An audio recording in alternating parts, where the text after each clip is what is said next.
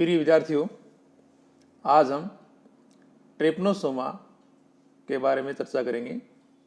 Trypanosoma एक protozoan जंतु है और ये मनुष्य में निद्रालु रोग फैलाता है।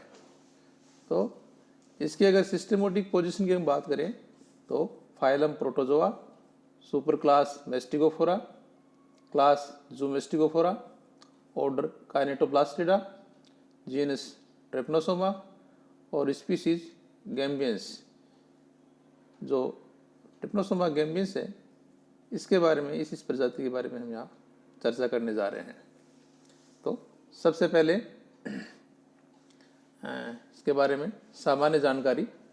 ट्रिपनोसोमा गैम्बियंस जो है एक प्रोटोजोन हेमोफ्लैजेलेट अंतःपरजीवी होता है जो मनुष्य के रक्त में, लिम्फ में या इंटरसेलुलर स्पेस में या ऊतकों में जो है पाया जाता है। मनुष्य के अलावा यह है डॉग, कैट, शीप, इनमें भी एक देखा गया है, इनमें भी पाया जाता है, यानी इसको यहाँ पर रिजर्व होस्ट के रूप में देखा गया है। ये जो है परजीवी होता है, परजीवी के रूप में अपना जीवन व्यतीत करता है और इसके द्वारा जो डिजीज होती है उसको गैम्बियन या वेस्ट अफ्रीकन स्लीपिंग सिकनेस कहा गया है। यानी मनुष्य में ये जो रोग फैलाता है उसका नाम गैम्बियन या वेस्ट अफ्रीकन स्लीपिंग सिकनेस कहा गया है। ये जो अफ्रीकन स्लीपिंग सिकनेस जो बीमारी है, इसका सबसे पहले जो वर्णन है वो एटकिन ने 1724 में किया। यानी एटकिन ने 1724 में बताया कि ये जो अफ्रीकन निद्रालु रोग जो है वो उसके क्या लक्षण होते हैं, इसके बारे में जानकारी दी। और उसके बाद में 1803 में विंटरबॉटम ने पुनः इसके बारे में जानकारी दी। लेकिन ये निद्रालु रोग जो है ये ट्रिपनोसोमा गैम्बियंस प्रजाति से होता है। यानी इसका जो काजिटिव पैरासाइट्स है वो ट्रिपनोसोमा गैम्बियंस होता है। उसके बारे में जो है फोर्डे ने 1901 में जानकारी दी। फोर्डे ने बताया कि ये मनुष्य के ब्लड में पाया जाता है और ये स्लीपिंग सिकनेस बीमारी का कारक है। तो ट्रिपनोसोमा गैम्बियंस ही स्लीपिंग सिकनेस का कारक है, इसके बारे में फोर्डे ने 1901 में बताया। उसके बाद में 1903 में डोटन ने इसको ट्रिपनोसोमा गैम्बियंस नाम दिया। अगर इसकी जियोग्राफिकल डिस्ट्रीब्यूशन यानी भौगोलिक वितरण की अगर बात करें तो ट्रिपनोसोमा गैम्बियंस जो है मुख्यतः वेस्ट और जो सेंट्रल अफ्रीका है वहाँ पर बहुतायत में देखा गया है, वहाँ पाया जाता है। और जो पश्चिमी पार्ट है अफ्रीका का, वहाँ पर जो है ये सेनेगल, अंगोला, ये जो कंट्रीज हैं वहाँ पर मुख्यतः पाया जाता है। इसके अलावा कुछ अन्य जो एंडेमिक एरिया हैं जैसे कोंगो है, नाइजर है या सूडान का जो दक्षिण भाग है, यहाँ पर भी ये बीमारी देखी गई है या ये जो रोग है वो पाया जाता है।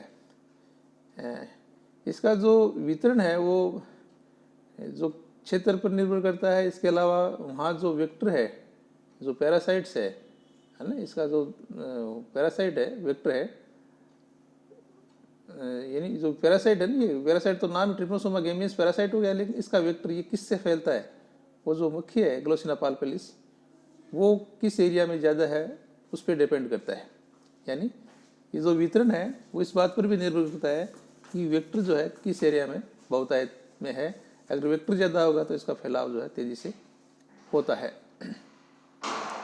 अब अगर हम इसके बारे में, इसके हैबिटाट की अगर हम बात करें तो इसके बारे में मैंने पहले बताया कि ये मनुष्य के जो रक्त प्लाज्मा है उसमें अंतःपरजीवी के रूप में अपना जीवन व्यतीत करता है। और प्लाज्मा के अलावा जो है सेरेब्रो स्पाइनल नर्व है या जो लिम्फ नोड हैं या स्प्लीन है, वहाँ पर भी ये पाया जाता है। और इसका वेक्टर जो है वो क्या है, शेटसी मक्खी यानी टीसी मक्खी यानी ग्लोसिना पाल्पेलिस जो है वो होती है। और ये जो है ग्लोसिना पाल्पेलिस के जो है आंतर में जो मिडगट है उसमें पाया जाता है। इसकी अगर संरचना की हम बात करें तो अगर शेप और साइज अगर देखें तो एक कोश के जंतु होता है प्रोटोजोन है सूक्ष्मदर्शी होता है, शरीर थोड़ा सा लंबा होता है, पतला होता है और ये जैसे पत्ती जैसा चपटा दिखाई देता है। इसके अलावा इसके दोनों सिरों पर जो है थोड़े दोनों लंबे तो होते हैं, लेकिन दोनों सिरे कुंद होते हैं, बिल्कुल नुकीले नहीं होते, मोटे नहीं होते, थोड़े से आगे से कुंद होते हैं। और अग्र सिरे पर जो है एक लंबा जो है कसाब निकला होता है बाहर की ओर। ट्रिपनोसोमा गैम्बियंस जो है ये भी दो स्वरूपों में पाया जाता है। इसकी दो फॉर्म जो है देखी गई हैं, रिपोर्ट की गई हैं। एक है ट्रिपनोसोमा रूप और दूसरा क्रिथेडियल फॉर्म, क्रिथेडियल रूप। जो अगर ट्रिपनोसोमा रूप की अगर बात करें तो ये जो है कशेरुकी और अकशेरुकी दोनों प्रकार के प्रपोशी में जो प्रपोशी हैं उनमें पाया जाता है। जबकि इसकी जो क्रिथेडियल फॉर्म है वो केवल अकशेरुकी, अकशेरुकी का मतलब जो मक्खी है, सीड्स की फ्लाई है, उसी में ये रूप पाया जाता है। शरीर के ऊपर पेलिकल का पतला, लचीला और दृढ़ झिल्ली जो है आवरण पाया जाता है। यानी शरीर पर पेलिकल का आवरण पाया जाता है और ये पतला, लचीला और दृढ़ होता है और ये शरीर के आकार को बनाए रखती है पेलिकल जो है। इसके अलावा इसमें जो है एंडुलेटिंग मेम्ब्रेन भी देखी गई है, जो गमन के समय कसाब के या कसाब में जो स्पंदन होता है और इससे कसाब से जुड़ी जो पेलिकल है वो खींचकर एक वलय नुमा संरचना का निर्माण कर लेती है और ये क्या कहलाती है, एंडुलेटिंग मेम्ब्रेन कहलाती है। अगर हम इसकी जो कसाब या काइनोटोसोम है उसकी अगर हम बात करें तो ट्रिपनोसोमा के अगर सिरे पर जैसे कि पहले बताया कि एक पतला लंबा दागे नुमा कसाब पाया जाता है और कसाब का जो विकास है वो पिछले सिरे पर स्थित अंदर की ओर जो स्थित है ब्लेफेरोप्लास्ट से होता है। यानी ब्लेफेरोप्लास्ट से कसाब जो है वो निकलता है और आगे की ओर जो है शरीर में होते हुए जो शरीर से बाहर की ओर फ्री हो जाता है, मुक्त हो जाता है, बाहर की ओर निकला होता है। तो कसाब जो है संपूर्ण लंबाई से होते हुए आगे बढ़ता हुआ और अग्र सिरे पर ये स्वतंत्र हो जाता है। कसाब की अगर आंतरिक संरचना हम देखें तो ये जैसे युगलिना में इनमें देखते हैं ना, वैसे ही इसमें 9+2 जो है तंतुक पाए जाते हैं। जो बाहर की ओर जो है परिधीय तंतुक होते हैं वो 9 होते हैं और अंदर की ओर 2 होते हैं।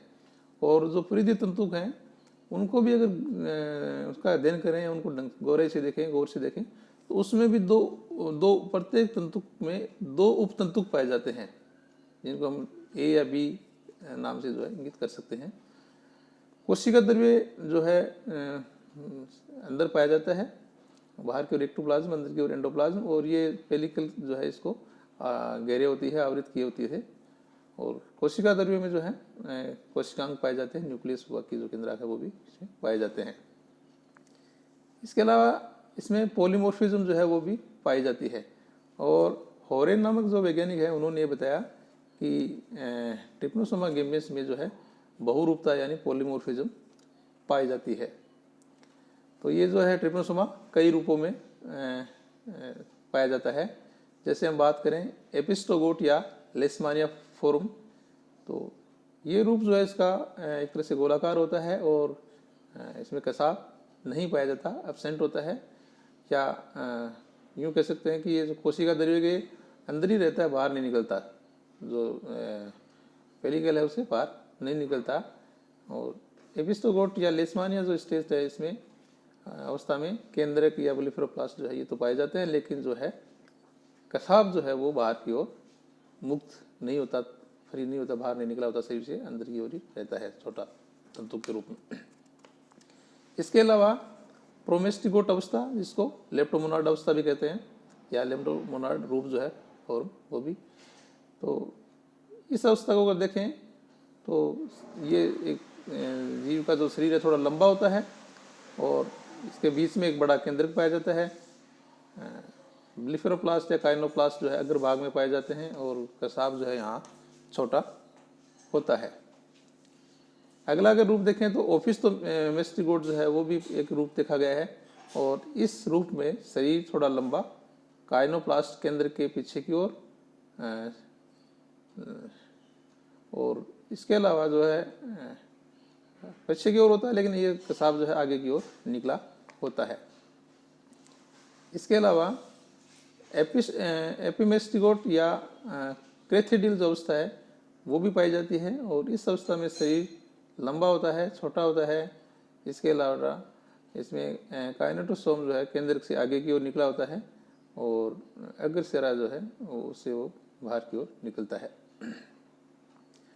ट्रिप्नोमेस्टिगोट या ट्रिप्नोसोमा अवस्था, इसमें शरीर लंबा पतला और जो काइनेटोब्लास्ट है वो केंद्र से पीछे की ओर होता है और कसाब जो है निकला होता है आगे की ओर।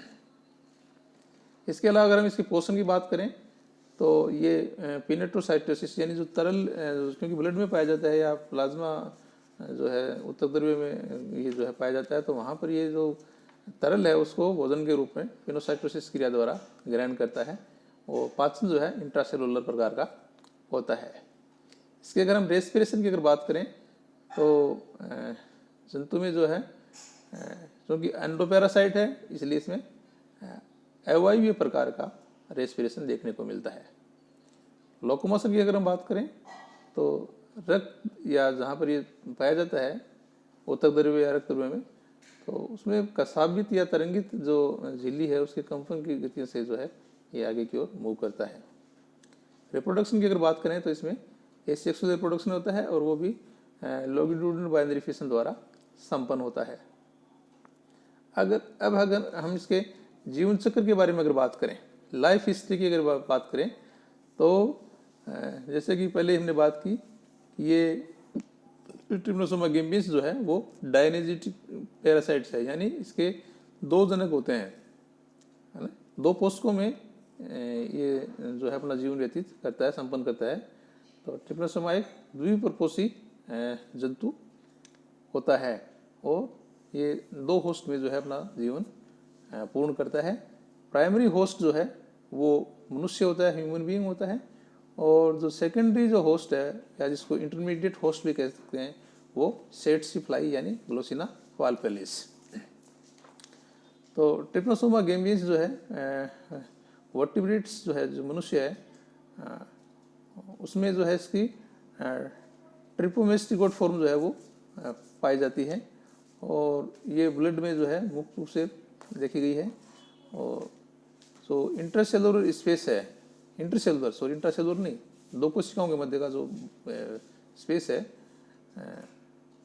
लिम्फ नोड में या जो ब्रेन में यहाँ पर जो है वहाँ पर भी रिपोर्ट किया गया है, वहाँ पर भी देखा गया है, वहाँ पाया जाता है। इसकी जो बाद की अवस्था है यानी लेटर स्टेज में जो है ये जो सेरिब्रो स्पाइनल फ्लूइड है या जो स्पाइनल कॉर्ड है या ब्रेन है वहाँ पर भी पाया जाता है। The parasite in man appear as elongated spindle shaped. तो मनुष्य में जो है ये पैरासाइट जो है ये लंबा आकृति के जो है स्पिंडल रूपी संरचना के रूप में दिखाई देता है। क्योंकि प्रोटोजोन है इसलिए इसका अगर मापन अगर किया जाए क्योंकि सूक्ष्मदर्शी होता है इसलिए 15 माइक्रोन से लेकर 30 माइक्रोन तक इसकी लंबाई और 1.5 से लेकर 3 माइक्रोन तक की चौड़ा होता है, यानी शरीर बहुत ही छोटा होता है, इसका आकार जो है बहुत ही छोटा होता है। पोस्टीरियर एंड जिन पिस भाग थोड़ा बुलंट होता है, इसके बारे में पहले बताया मैंने। और अगर भाग थोड़ा सा पॉइंटेड होता है, पॉइंटेड ज़्यादा तो नहीं होता, दोनों भाग ही बुलंटेड होते हैं, मोटे होते हैं, लेकिन तुलनात्मक रूप से करें तो पस भाग जो है वो कैसा होता है, थोड़ा ज़्यादा ब्लंट होता है। और जो एंटीरियर भाग है, अग्रभाग है, वो थोड़ा कम ब्लंट होता है, यानी ये थोड़ा पॉइंटेड टाइप होता है। और सिंगल जो है लार्ज ओवल न्यूक्लियस जो है वो भी इसके मध्य भाग में पाया जाता है। इसके बारे में अपने बात की थी, काइनोचेम्स वगैरह ये सब स्ट्रक्चर जो है ये इसकी संरचना के बारे में अपने पहले जानकारी ले ली। और ये भी अपने बात कर ली थी कि जो है ये 3 फॉर्म में मुख्यतः पाया जाता है, इलोंगेटेड स्पिंडल फॉर्म, फ्री फ्लेजलम, और स्टम्पी फॉर्म विदाउट फ्री फ्लेजलम, और इंटरमीडिएट फॉर्म। इसके बारे में अपने बात की थी, या जो कई रूप हैं इसके बारे में बात की थी अपने, जैसे एपिस्टोगोट अवस्था यानी जो लेशमानिया अवस्था जिसको बोलते हैं, दूसरी प्रोमेस्टिगोट अवस्था या लेप्टोमोनाड अवस्था, या ओपिस्टोमेस्टिगोट अवस्था या क्रिथिडेल अवस्था। इसके बारे में हमने पहले ही चर्चा कर चुके हैं। तो अब हम अगर इसके लाइफ हिस्ट्री की अगर बात करें, जीवन चक्र की बात करें, तो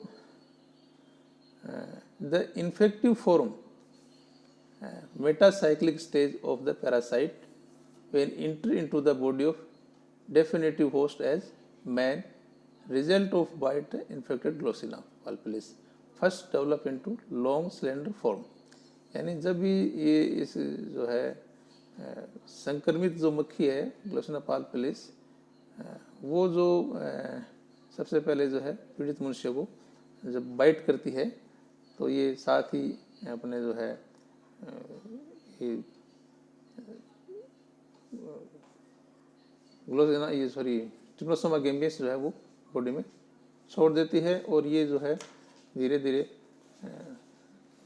वहाँ पर मनुष्य को संक्रमित कर देते हैं और ये तेज़ी से जो है इसमें मल्टीप्लाई करके आगे ग्रो करते हैं। तो जीवन चक्र की अगर हम बात करें तो ट्रिप्नोसोमा गेम्बियंस जो है मुख्यतः डायजेनेटिक होता है, इसके बारे में बात की, और 2 प्रपोषियों में अपना जीवन जो है ये पूर्ण करता है। मनुष्य जैसे पहले प्राथमिक प्रपोषी और दूसरा जो है सेट्सी मक्खी यानी ग्लोसिना पाल्पिस जो है सेकेंडरी या जो है इंटरमीडिएट या मध्यस्थ जो प्रपोषी होता है। तो मनुष्य में जो जीवन चक्र ये कैसे व्यतीत कर रहा है, सबसे पहले इसके बारे में हम बात करें। मनुष्य में सबसे पहले संक्रमित मनुष्य में ट्रिप्नोसोमा गेम्बियंस का संक्रमण जो है सेट्सी मक्खी या ग्लोसिना पाल्पिस नामक मक्खी काटने से होता है। सेट्सी मक्खी जो है वो इसका एक वाहक होती है और परजीवी की जो संक्रमणकारी अवस्थाएं जो इन्फेक्टरी जो स्टेज है, जो जिसको मेटासाइक्लिक स्टेज भी कह सकते हैं, वो सेट्सी मक्खी की लार की ग्रंथियों में या जो उसके अवकाशिकाएं हैं लार ग्रंथियों की, वहाँ पर ये पाई जाती है। और सेट्सी मक्खी जो कि रक्त पोषक होती है, एक तरह से जो मनुष्य का ब्लड जो है वो भोजन के रूप में ग्रहण करती है। तो भोजन ग्रहण करने के लिए मक्खी जब मनुष्य को काटती है, उसका रुधिर जब चूसती है तो रक्तपान के लिए रुधिर जो है निरंतर जो है जारी रहे, यानी वो क्लोट नहीं हो बीच में, तो ये जो है रक्त स्कंदन रोकने के लिए एक प्रतिस्कंदक पदार्थ इसमें मिलाती है जो कि इसकी लार में पाया जाता है। यानी लार के साथ संक्रमणकारी जो अवस्था है वो ट्रिप्नोसोमा को भी जो है ये रक्त प्रवाह में छोड़ देती है। कहने का मतलब है ये मक्खी जो है ये जब रक्त सकिंग करती है तो रक्त जो है लगातार सक होता रहे, क्लॉट नहीं हो बीच में, तो इसलिए ये एक जो है एंटीकोगुलेंट टाइप पदार्थ जो है वो छोड़ती है। और एंटीकोगुलेंट पदार्थ के साथ ही जो है ये संक्रमणकारी जो अवस्था है क्या ट्रिप्नोसोमा गेम्बियंस जो है वो भी या उसकी जो मेटासाइक्लिक स्टेज है वो भी मनुष्य में छोड़ देती है और जो मनुष्य है वो संक्रमित हो जाता है। जब मनुष्य एक बार संक्रमित हो जाता है, यानी जब ये मनुष्य के रक्त में ट्रिप्नोसोमा गेम्बियंस की जो है मेटासाइक्लिक स्टेज जो है वो प्रवेश कर जाती है, तो ये वहाँ पर जो है अपना फॉर्म भी चेंज कर लेता है, थोड़ा लंबा हो जाता है, बेलनाकार होके अपना रूप चेंज कर लेता है। साथ ही यहाँ पर इसमें विभाजन होता है, अलैंगिक जो जनन है वो होता है, और इसमें ये लॉन्गिट्यूडनल बाइनरी फिशन द्वारा जो है ब्लड प्लाज्मा में मल्टीपल करता है, गुणन करता है, तेजी से वृद्धि करता है। और परजीवी का जो गुणन है यानी जो वृद्धि है संख्या में जो वृद्धि एक तरह से रक्त कणिका के बाहर या कोशिका का उत्सर्जन होता है। और इसमें जो है पहले ही बताया कि जो रेस्पिरेशन है एवाईवी होता है, तो एवाईवी ग्लाइकोसिस द्वारा ये ऊर्जा प्राप्त करते हैं। तो कहने का मतलब है मनुष्य में जो ब्लड में प्रवेश करने के बाद में द्विभाजन होता है और द्विभाजन जो है इससे की संख्या में बढ़ोतरी हो जाती है, वृद्धि हो जाती है। और उसके बाद में जब काफ़ी संख्या में जब गुणन हो जाता है उसके बाद में ट्रिप्नोसोमा जो है एक सुकूड़ कर स्टम्प लाइक स्ट्रक्चर जो है वो उसमें रूपांतरित हो जाता है, बदल जाता है।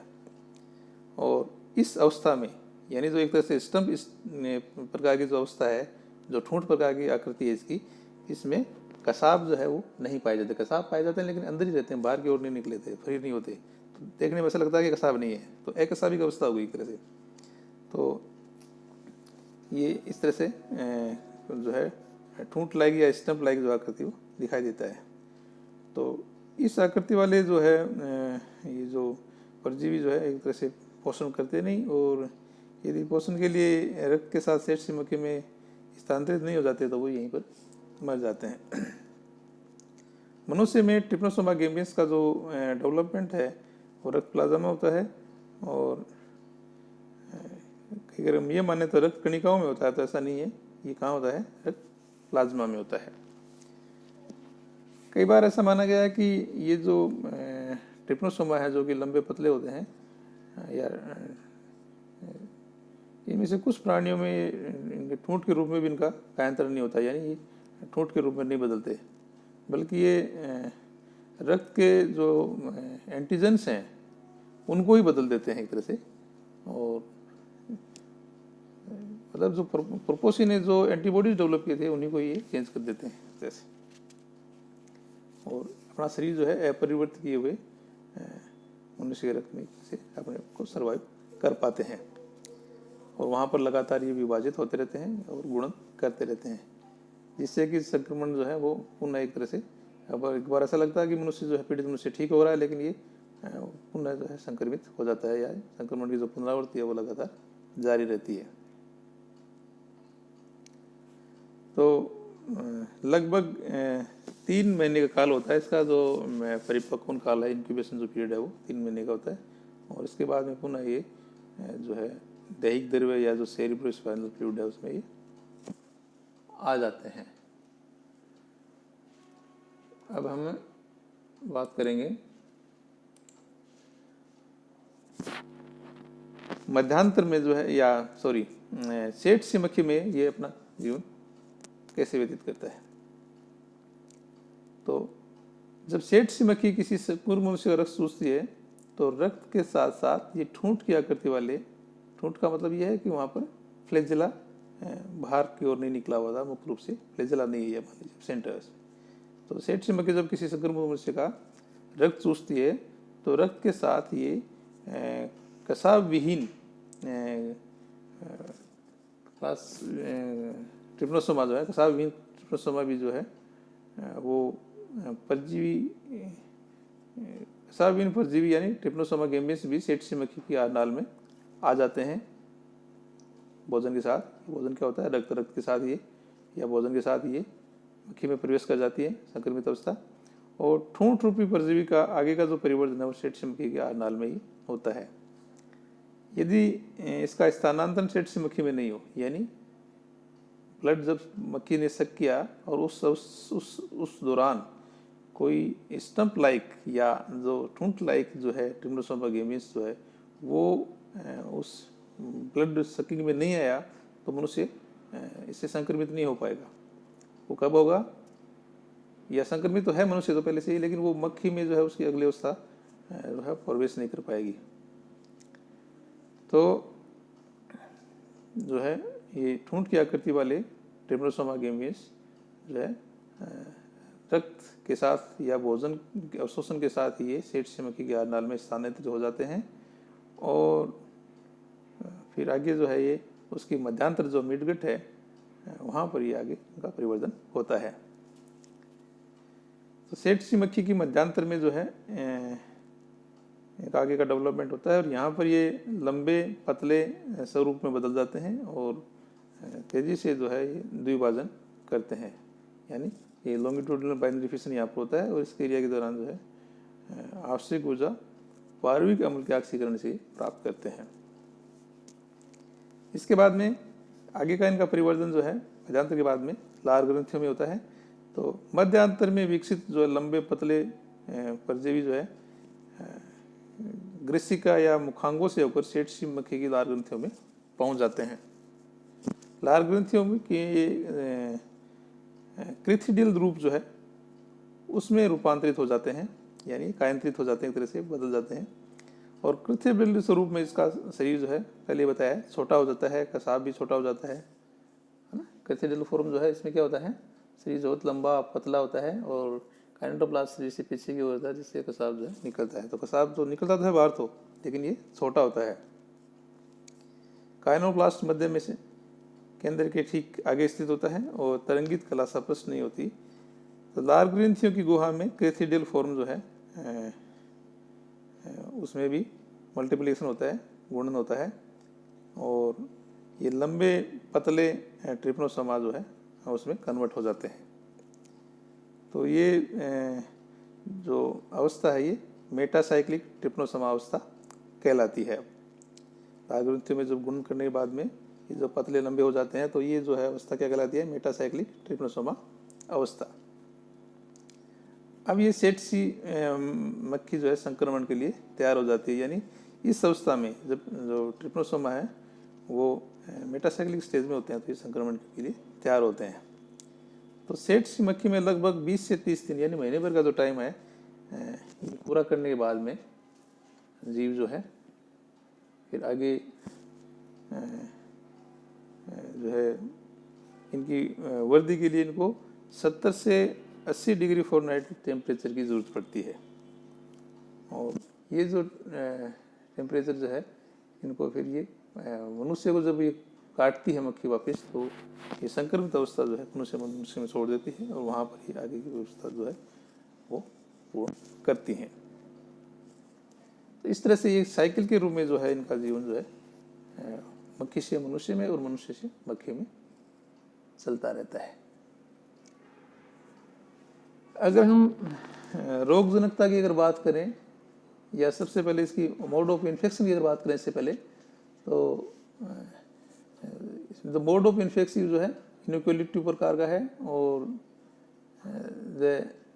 जो सेट सी मक्खी है जो कि संक्रमित है इससे ट्रिप्नोसोमा से। ट्रिप्नोसोमा की जो मेटासाइक्लिक स्टेज जो है उसमें उसकी लार्वा ग्रंथियों में है। तो जब ये किसी स्वस्थ मनुष्य को काटती है या उसका जब ब्लड सक करती है तो ये अवस्था पूर्ण मनुष्य में ट्रांसमिट हो जाती है, यानी जो संक्रमित इन्फेक्टिव स्टेज है वो परजीवी जो है मनुष्य के रक्त में प्रवेश कर जाते हैं और वहाँ पर जो है पुनः ये जो है उसके जो रक्त प्लाज्मा है वहाँ से स्पाइनल नर्व है, स्प्लीन, सेरेब्रोस्पाइनल नर्व है, वहाँ तक पहुँच जाते हैं और पुनः जो है वृद्धि करने के बाद में जब मक्खी इसको पुनः काटती है या ब्लड सक करती है तो वहाँ से ये सेट से मक्खी में आ जाते हैं और मक्खी से पुनः मनुष्य में। इस तरह से ये क्रम चलता रहता है। अगर पैथोजेनिसिटी की बात करें, रोगजनकता की बात करें तो मनुष्य में ट्रिप्नोसोमा का जो संक्रमण है वो सेट से मक्खी के कारण होता है, ये पहले बात की थी। और जहाँ सेट से मक्खी काटती है तो उस भाग पर जो है जलन होती है सबसे पहले और कुछ दिन बाद में वो ठीक हो जाती है।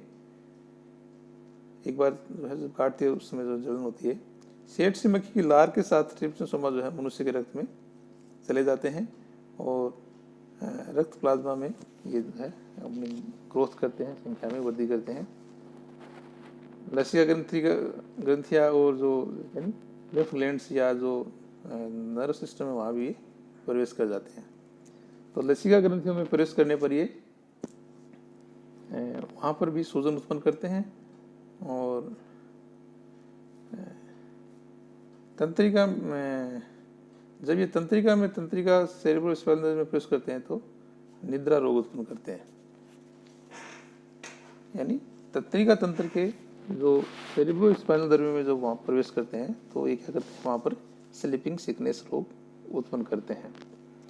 तो इस रोग से पीड़ित व्यक्ति को लगातार नींद आती है और उसकी जो ब्रेन की जो एक्टिविटी है वो स्लो हो जाती है और उसमें एक तरह से आलस टाइप उसकी अवस्था आ जाती है। उसमें शर्म जो है, कार्य जो है वो नहीं हो पाता, काम नहीं करता, रोगी लगातार सोता रहता है, उसमें आलस जो है छाया रहता है, उसको लगातार यूँ रहता है कि सोए रहो। और धीरे धीरे मनुष्य जो है इतना वो हो जाता है पीड़ित कि उसको लंबे समय तक होश नहीं आता, अचेतन अवस्था जो है लंबे समय तक बनी रहती है और वो भोजन भी करना भूल जाता है। इस तरह से अचेतन अवस्था होती है, कोमा टाइप आ जाती है। इस कारण से जो है लगातार भोजन नहीं करने से उसकी डेथ भी, कमजोरी आ जाती है, डेथ भी हो सकती है। तो इसके अगर लक्षण हम देखें तो कई प्रकार के लक्षण जो है दिखाई देते हैं।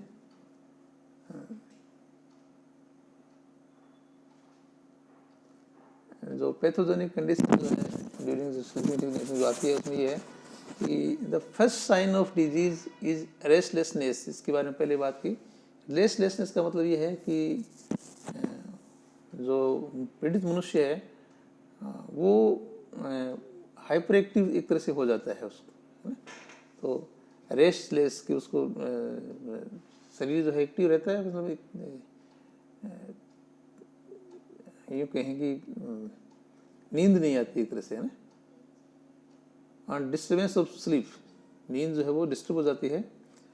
Remittent fever with wide diurnal fluctuation, तो उसमें जो है लगातार 24 घंटे जो है टेम्परेचर हाई बना रहता है, लेकिन वो एक नियमित अंतराल के बाद में, जैसे 5-7 दिन लगातार बुखार रही, फिर कुछ कैपा गया, फिर लगातार बुखार रही, इस तरह की व्यवस्था जो है इसमें देखी गई है। इसके अलावा इसमें लगातार सिरदर्द भी बना रहता है, हेडेक रहता है, एडिमा है, डिस्पेनिया है, और जो दृष्टि है उसको भी प्रभाव पड़ता है इसका। स्वेलिंग हो जाती है, आँखों के चारों ओर का जो भाग है वहाँ पर सूजन दिखाई देती है। इसके अलावा जो जॉइंट्स हैं, पेन्स हैं, मांसपेशियाँ हैं, वहाँ पे एक तरह से जकड़न टाइप जो है वो भी दिखाई देती है, स्वेलिंग आती है थोड़ी, और पीड़ित मनुष्य जो है वो वीकनेस महसूस करता है। इसके अलावा क्यूटेनियस एलर्जिक वो भी लक्षण दिखाई देते हैं। तो कहने का मतलब है कई तरह के लक्षण जो है इसमें दिखाई देते हैं। इसके अलावा अर्ली फेज होती है बीमारी की, तो उस समय जो है लिम्फेटिक ग्लैंड है वो उसका आकार भी काफ़ी बढ़ जाता है, और जो बाद में जो है एक तरह से लिम्फेटिक ग्लैंड जो है थोड़ी फर्म हो जाती है, दृढ़ हो जाती है और फाइब्रस हो जाती है।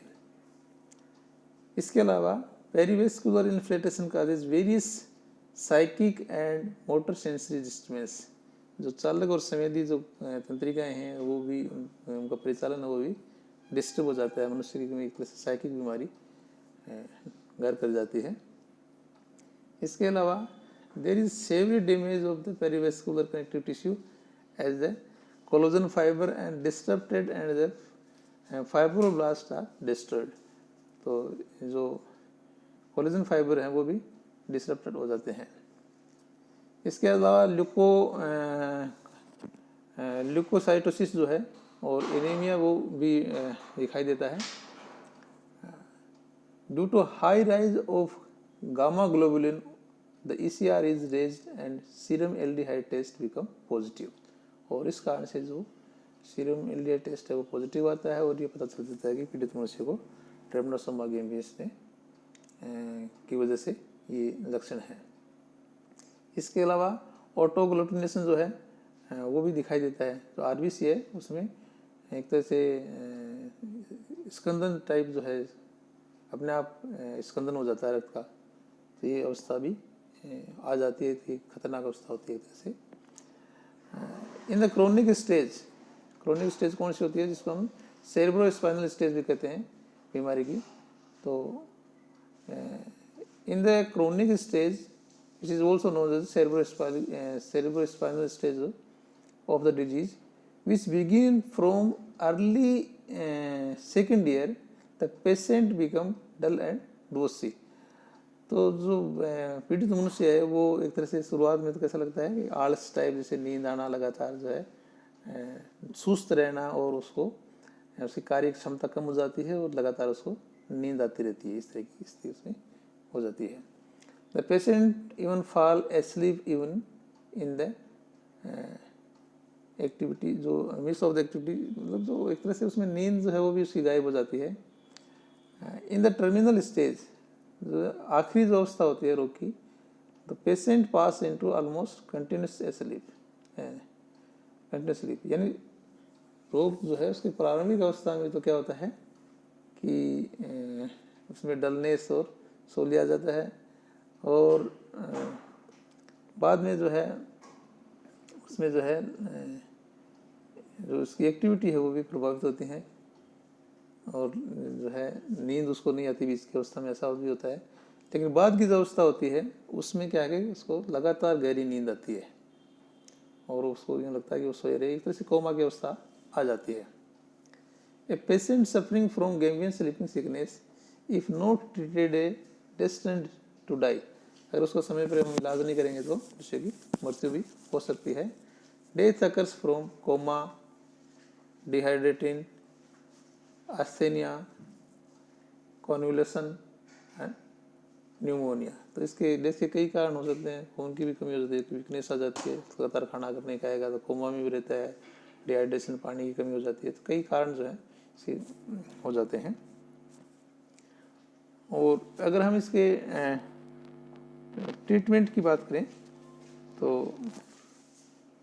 वो भी कई तरह की जो है दवाइयाँ दी जाती हैं।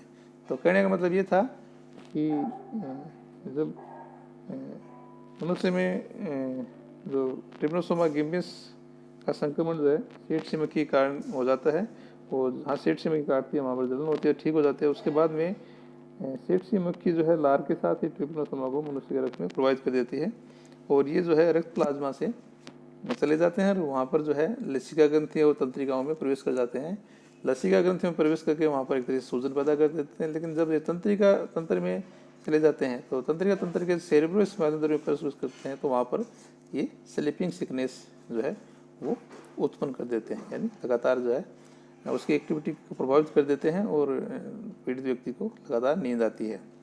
तो मनुष्य लगातार सोता रहता है, उसकी कार्य क्षमता कम हो जाती है, मस्तिष्क की एक्टिविटी भी कम हो जाती है, और थोड़ा सा भी शारीरिक बल उसके लिए तरह नहीं हो पाता, करने वाला कमजोरी आ जाती है, उससे काम नहीं हो पाता, उसको उसमें आलस आ जाता है, नींद लगातार उसको जो है काम नहीं करने देती है। और धीरे धीरे जो है रोगी, मैंने बताया कि वो कैसे अचेतन अवस्था में, कोमा अवस्था में आ जाता है। तो ये उसमें और भी इसके अलावा जो लक्षण जिनकी बात में अभी की थी अपने कि एक अवधि के बाद में इसमें यानी टेम्परेचर जो है लगातार बना रहता है, लेकिन ये भी एक नियमित अंतराल के बाद में, यानी कुछ दिनों तक बुखार रहेगी, बीच बीच में गैप आएगा, फिर पुनः जो बुखार है वो बनी रहती है, शरीर में दुर्बलता रहती है, वेट भी थोड़ा कमज़ोर होता है, एनीमिया आ जाता है, सिर दर्द होता है, नब्ज़ की दर्द जो है वो थोड़ी सी तेज़ हो जाती हैं। इससे लक्षण है पीड़ित मनुष्य में दिखाई देते हैं।